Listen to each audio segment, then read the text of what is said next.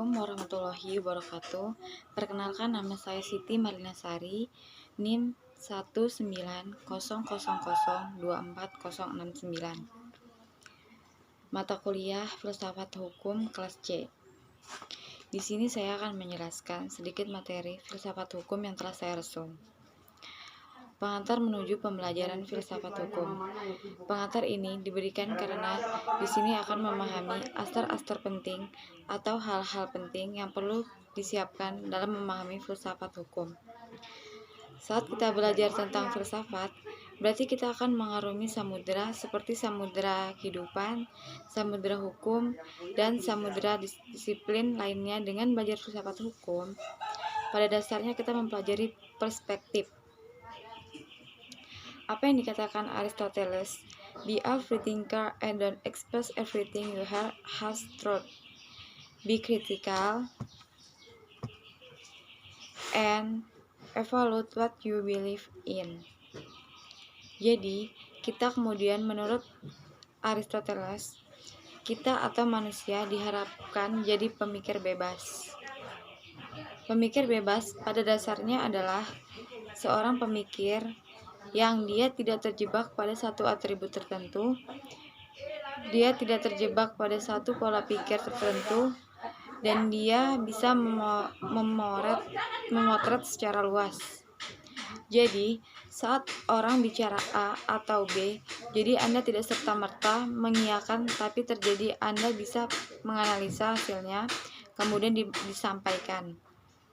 Kemampuan untuk menganalisa apa yang telah disampaikan, kemampuan untuk menganalisa pada dasarnya sangat diperlukan untuk indera kita.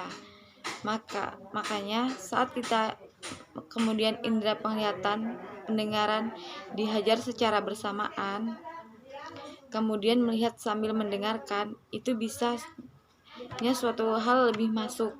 Contoh, Anda mendengarkan radio, kemudian mendengarkan podcast. Mungkin dengan mata menutup Anda membayangkan orang tersebut, bagaimana maksud dari perkataan, bagaimana kita kemudian secara tidak langsung memahami intonasinya. Menjadi kritis dimulai dari sebuah pertanyaan. Jadi, orang bertanya itu pada dasarnya tidak serta-merta dia tidak tahu, tapi dia ingin memverifikasi bisa. Dia ingin menggali lebih dalam bisa.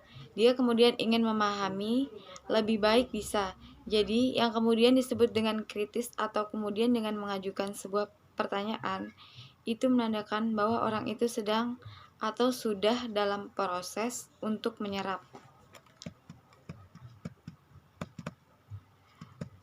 Kalau kemudian di kelas ada dosen bilang, ayo siapa ada pertanyaan? Ada yang jawab, nggak ada. Yang bertanya berarti sebenarnya bukan karena tidak tahu, tapi dia sedang proses menyerap. Bahwa orang ini tidak tahu, tapi yang sebenarnya terjadi adalah ini orang sedang dalam proses menyerap sesuatu dan kita harus menghargai itu dan menghormati itu. Kenapa? Dunia ini berkembang, peradaban itu berkembang karena sebuah pertanyaan, sebuah pencarian, baik pencarian jati diri, pencarian tentang agama, dan pencarian tentang Tuhan. Itu semua dimulai dari sebuah pernyataan atau pertanyaan. Sekali kita masuk ke dunia pemikiran, ke dunia filsafat, di dalam tidak ada pintu keluar. Kita bukanya bisa dari luar, tapi saat kita sudah masuk, tidak ada lagi pintu untuk keluar. Jadi, saat kita kemudian mempelajari filsafat secara umum, ataupun itu pengetahuan itu sudah melekat di otak kita, dan kita kemudian tidak bisa melupakan. Semakin kita banyak tahu, semakin kita banyak memahami. Awal-awal mungkin membuat kita bingung. Pada saat diskusi dengan beberapa teman, dia bingung tentang dirinya, tentang tujuan hidupnya, bahkan dia bingung tentang kepercayaan hidupnya. Segala macam. Kalau kita diskusi dengan orang yang tidak expert, yang diskusi kita hanya akan meluap begitu saja. bukan malah pencerahan, tapi yang terjadi hanya kebingungan. Saat kemudian kita memahami suatu pemikiran, kita memahami satu kajian filsafat, kita harus punya wawasan, tidak boleh itu-itu aja. Anda membaca buku ideologi A, kemudian Anda fokus aja ideologi A, nggak bisa. Anda harus membaca dari buku lainnya, supaya ada pola perbandingannya yang baik, ada kemudian pola kerangka berpikir yang kuat, prinsip berpikir yang mapan. Harus punya itu. Kita untuk mempelajari filsafat atau mempelajari pemikiran, kuncinya adalah kita memahami sejarah atau proses berpikir. Sekian resum dari saya, kurang lebihnya mohon dimaklumi.